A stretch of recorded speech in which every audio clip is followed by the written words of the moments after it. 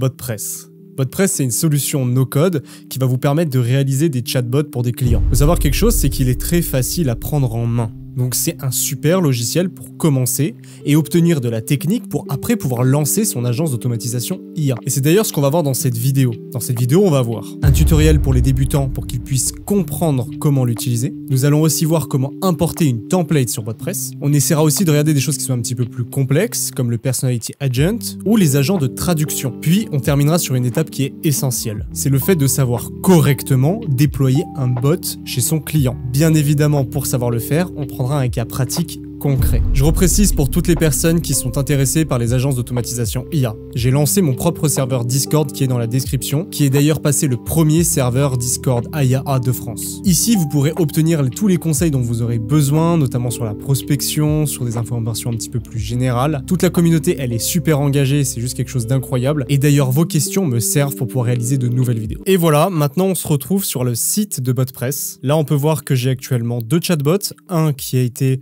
la préparation pour pouvoir réaliser ce tutoriel. Et le deuxième, donc là, c'est celui que je viens de créer en cliquant juste sur Create Chatbot. Ce qu'on va faire, c'est Edit.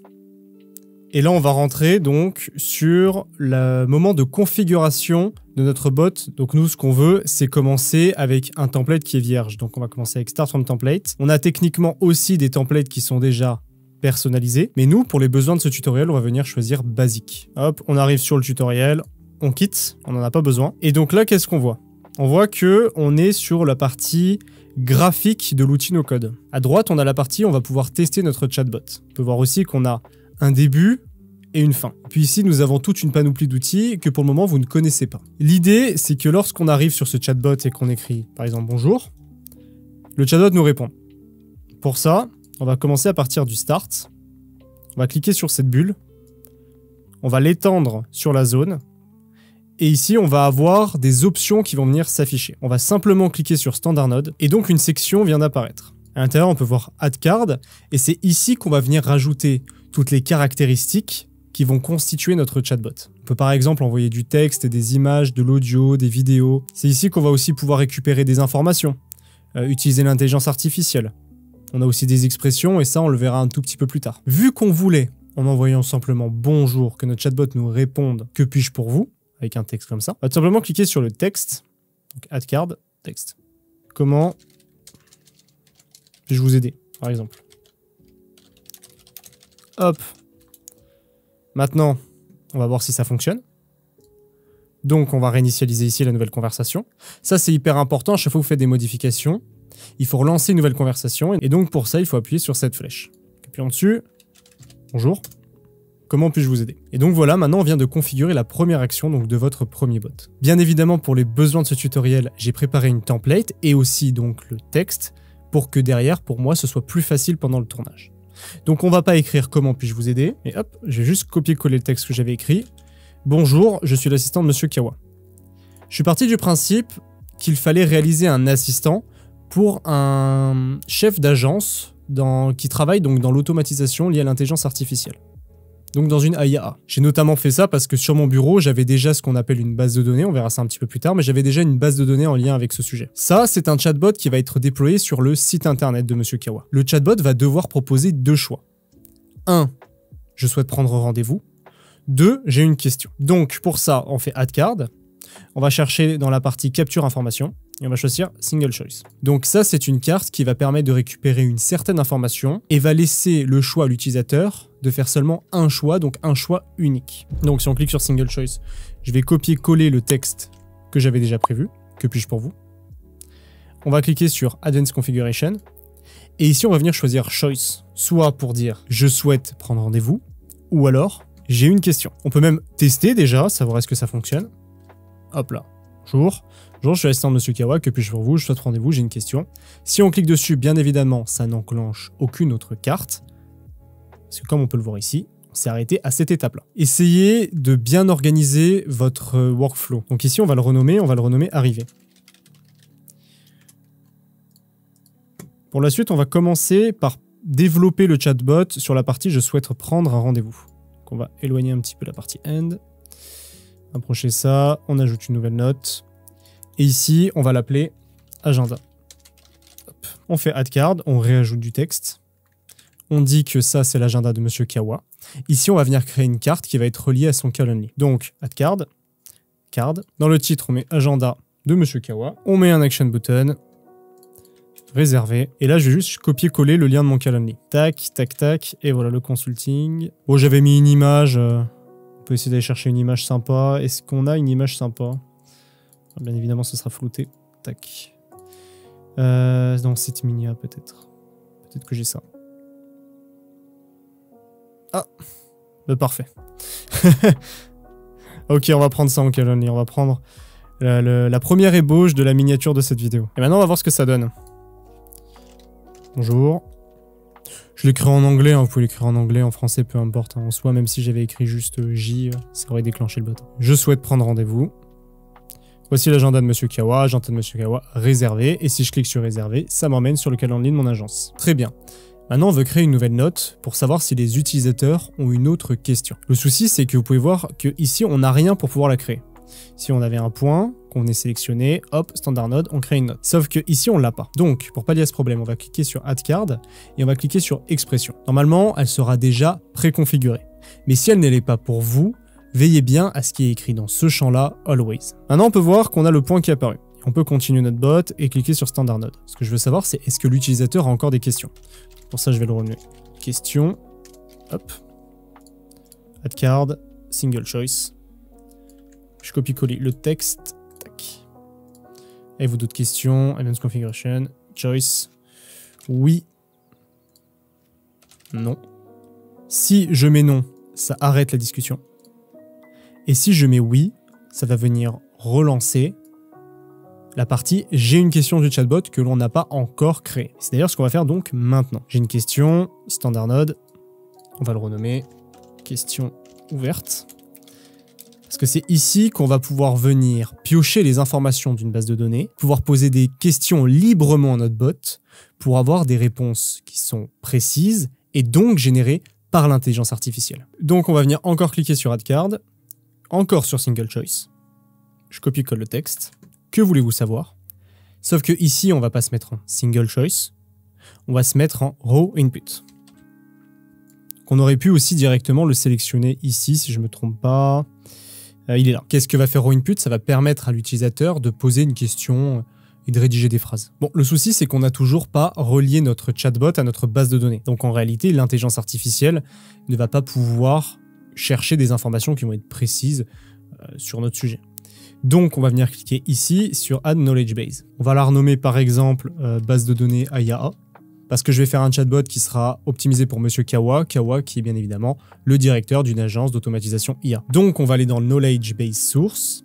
On peut soit venir scraper les informations, donc récupérer les informations de documents, comme un PDF par exemple, de pages internet, de recherche, etc., etc. Moi, ce que je vais faire pour créer ma base de données, en tout cas pour fournir des informations dans celle-ci, c'est que je vais rajouter un document. Moi, j'ai un PDF. Donc ça, c'est une base de données que j'ai construite qui maintenant m'est très utile au quotidien. Donc, close, hop, et là, c'est bon, on est venu construire notre base de données. Maintenant, vous mettez soit le PDF que vous voulez, vous allez récupérer les informations du site internet que vous voulez, peu importe. Donc maintenant, on va retourner au menu général, on clique sur Main, et il faut maintenant activer cette base de données. Parce que pour le moment, elle est bien évidemment créée, mais pas encore activée. Pour ça, on va cliquer sur la carte, et on va cliquer sur Enable Knowledge Answering. Maintenant, lorsque un utilisateur va venir poser une question ici, les informations seront tirées de la base de données que l'on a créée ici. Le souci, c'est que votre base de données, elle n'est pas infinie. Si par exemple, j'ai créé ou je mets en place voilà, la base de données qui dispose de données sur de l'AIA, ils ne vont pas savoir la date d'apparition des pyramides, par exemple. Donc, pour ça, il faut obligatoirement qu'on crée une section dans le chatbot qui redirige à un message d'erreur. Je suis désolé, cette information-là n'est pas dans ma base de données. Ou je suis désolé, je n'ai pas la réponse à cette question. Avez-vous d'autres questions? Oui, non. Non, ça termine le chatbot. Oui, on recommence le processus avant. Et là, on peut le faire en sorte que l'utilisateur repose une nouvelle question. Donc, pour ça, on fait Add Card, expression. On va venir supprimer ce qu'il y a dans Always et dans Conditions. Et on va faire point d'exclamation, pardon, turn, point, knowledge agent, point, responded. Et là, ça veut dire que si l'agent n'a pas la réponse, on répond ça. Standard node, On le renomme erreur, forcément. C'est la section erreur. Add card, texte, je copie-colle. Désolé, je n'ai pas la réponse à votre question. Et ensuite, on rajoute une expression qui va être always. Maintenant, le always, ça va nous ramener dans est-ce que vous avez une autre question? Donc, oui, ça nous renvoie sur la question ouverte. Non, ça termine la conversation avec le chatbot. Maintenant, le chatbot, il est presque terminé. Le souci, ce qui manque, c'est qu'après qu'on pose une question, ce qu'on veut aussi, c'est que le chatbot vienne demander est-ce que vous avez une autre question? Pour ça, c'est très simple, add card, expression, always. Comme on a fait jusque-là. On le relie, et là c'est terminé, notre chatbot il est créé. Pour ça, on va le tester. Bonjour. Hop. Bonjour, je suis l'assistant de Monsieur Kawa, que puis-je pour vous? Je souhaite prendre rendez-vous. Monsieur agenda de Monsieur Kawa, avez-vous une autre question? Oui. Que voulez-vous savoir? Donne-moi un exemple concret de niche à lancer dans le IAA. Voici quelques exemples concrets de niches à lancer pour une agence d'automatisation. Les agences d'automatisation pour les cabinets médicaux, pour les entreprises de commerce électronique, etc., etc. Bien évidemment que j'ai construit une base de données dans mon domaine pour me faire gagner beaucoup de temps. Vu que je gère quand même une agence d'automatisation, ça aurait été assez drôle que moi-même, je n'ai pas créé un moyen d'automatiser mes tâches. Donc c'est super, maintenant on peut voir que le chatbot il est créé. Avez-vous d'autres questions? Oui, non, non, ça met fin à la conversation. Maintenant on va voir une autre étape de personnalisation un petit peu plus poussée, un petit peu plus avancée. Et ça va venir se passer ici dans les agents. Ce qu'on peut voir, c'est qu'on a deux agents qui sont désactivés. L'agent de traduction et le Personality Agent. Bien évidemment, comme son nom l'indique, le Translator Agent, ça va tout simplement servir à, par exemple, si votre base de données est en anglais et que vous souhaitez qu'il ressorte toujours des informations qui sont par exemple en français ou en espagnol, c'est ici que ça va se passer. Le problème, c'est que pour le moment sur BotPress, cette option est assez mal gérée. Il y a encore pas mal d'erreurs de langage et je trouve que ce n'est pas la meilleure manière de faire de la traduction sur BotPress. Du moins pour le moment, parce qu'il y aura sûrement des mises à jour dans le futur, c'est de tout faire passer par le Personality Agent. Personality Agent, c'est le prompt qui va guider la manière d'agir de votre robot. Vous pouvez tout simplement lui dire, donc là par exemple, on va l'activer et on va lui dire, tu dois écrire avec beaucoup de smileys. Ok. Donc si on fait save, qu'on redémarre la conversation et qu'on dit bonjour, il va venir écrire avec beaucoup de smileys. Ok, voilà, j'ai une question. Qu'est-ce qu'une IAA par exemple? Là, on va regarder ça. Et on va pouvoir voir que ça va reformuler le truc. Et hop, il va écrire avec des smileys. Ici, dans la Personality Agent, en réalité, on peut dire beaucoup de choses. On peut tout simplement lui dire que tu dois tout reformuler et parler en français. On peut lui dire d'écrire avec un ton autoritaire, de faire des blagues, etc., etc. Si vous voulez donner une personnalité à votre agent, c'est ici que ça va venir se passer. Moi, je l'ai désactivé, j'en ai pas besoin pour les biens du tutoriel. D'ailleurs, je profite de ce moment pour vous dire que si le IAA vous intéresse et que vous êtes donc intéressé par la création de chatbots liés à l'intelligence artificielle et que vous voulez en savoir un petit peu plus sur les automatisations, n'hésitez pas à liker la vidéo et à vous abonner à cette chaîne. Bon, maintenant, il y a une étape qui est importante, c'est le fait de savoir importer des templates sur BotPress. C'est vrai que j'ai vu sur mon Discord pas mal de fois la question se reposer, comment est-ce qu'on importe une template sur BotPress? Et bien pour ça, je vais tout simplement retourner, donc cliquer sur l'outil BotPress et retourner à mon dashboard pour pouvoir créer un nouveau chatbot. Alors bien évidemment, ne refaites pas ces étapes. Moi, ce que je fais, c'est simplement repartir d'un bot vierge, d'un chatbot vierge. Donc maintenant, là voilà, je suis dans un chatbot vierge, c'est ce que vous avez lorsque vous lancez BotPress. Et là, j'ai envie d'importer une template. Je trouve une super template sur un Discord IAA français qui d'ailleurs est dans la description et je souhaite l'importer. Pour ça, on va cliquer sur l'outil, donc sur le logo BotPress en haut à gauche, cliquer sur Import, Import from File, Select Archive to Upload, hop, téléchargement. On va venir sélectionner le template, donc le template que vous avez téléchargé, et on fait tout simplement ouvrir. Et donc le template va venir s'importer. Et voilà, on retrouve le template que j'ai sauvegardé et donc le template que vous venez d'installer. Maintenant, il y a une étape qui est importante à savoir lorsqu'on crée des chatbots, c'est le fait de savoir les déployer. Donc pour déployer un chatbot, on va retourner à notre dashboard. On va aller dans Intégration et on peut voir dans Préconfiguration que ici, on a déjà deux choses. Un, notre URL partagée. Donc si vous copiez-collez ce lien dans Google, on arrivera avec une version test de notre bot. Donc c'est-à-dire que vous pouvez l'envoyer à un client pour qu'il puisse le tester directement sur son navigateur Google. Bien évidemment, c'est pas opti, il y a un petit peu de latence là-dessus. C'est pas fait pour ça, mais au moins, il peut le tester. Donc là, on va attendre juste que ça charge. Bon, voilà, il a chargé. C'est vrai que le bot est un peu lent dans cette manière de faire, mais au moins pour donner un aperçu à un client, c'est vrai que c'est quand même pratique. Maintenant, pour pouvoir l'intégrer, il y a deux manières, on va dire, de le faire. En fait, en réalité, sur le site internet, il n'y en a qu'une, mais on peut aussi venir l'intégrer sur WhatsApp, sur Messenger, sur Telegram. Et pour venir l'intégrer donc sur des applications, tout va se passer dans Browse in Hub. Et ici, vous aurez tous les endroits pour pouvoir intégrer BotPress. Donc on peut voir qu'on peut l'intégrer sur WhatsApp, sur Telegram, sur Messenger, sur Instagram, etc., etc. Nous, on avait dit que c'était un assistant pour Monsieur Kawa et que ça devait aller sur un site internet. Donc on avait dit qu'on cliquait sur Préconfigure. Et on a une deuxième catégorie qui est Embed et qui est l'endroit où on va avoir un script SRC. Ce script-là, il faudra le mettre donc dans le code de notre site internet. Si votre client a pris un développeur pour réaliser son site internet, vous avez juste à passer ce code au développeur, vous inquiétez pas, il saura quoi en faire. Par contre, il se peut que le client soit passé par un intégrateur pour un CMS. Donc que votre client ait un site qui est WordPress. Quand même, pour éviter de le faire payer, ce serait quand même bien que ce soit vous qui fassiez l'intégration de votre bot. Et donc pour ça, étant donné que 50% des sites internet, au moins, j'ai pas les stats exactes, ont été créés avec WordPress, je vais bien évidemment vous montrer un exemple concret avec ce CMS. Donc voilà, maintenant on se retrouve sur le dashboard d'un WordPress classique. C'est un WordPress que j'ai créé pour l'occasion, j'ai tout simplement mis un template, histoire que ça ressemble le plus possible à ce que vous aurez avec vos clients. Quand vous êtes ici, ce que vous allez faire, c'est installer une extension. Vous allez aller dans Extension juste ici, vous allez faire Ajouter. On va cliquer ici sur Snippet. Vous prenez le premier, il fonctionne très bien. Et là, il n'y a plus qu'à attendre le temps que ça s'installe. Une fois que c'est installé, vous cliquez sur Activer. Et ensuite, on va venir aller donc rechercher notre extension une fois qu'elle est installée. C'est dommage, je ne vois pas avec le micro.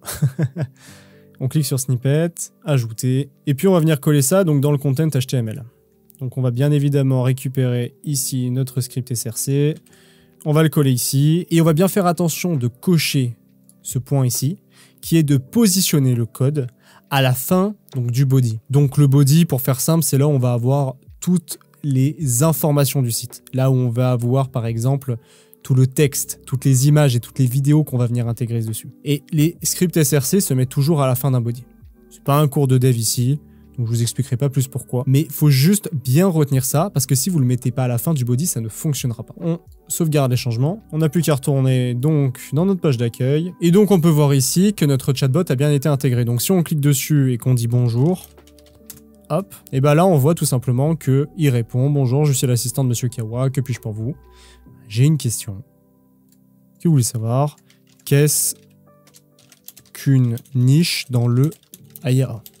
Une niche dans le AIA fait référence à un segment spécifique ou un domaine particulier sur lequel blablabla, blablabla, blablabla.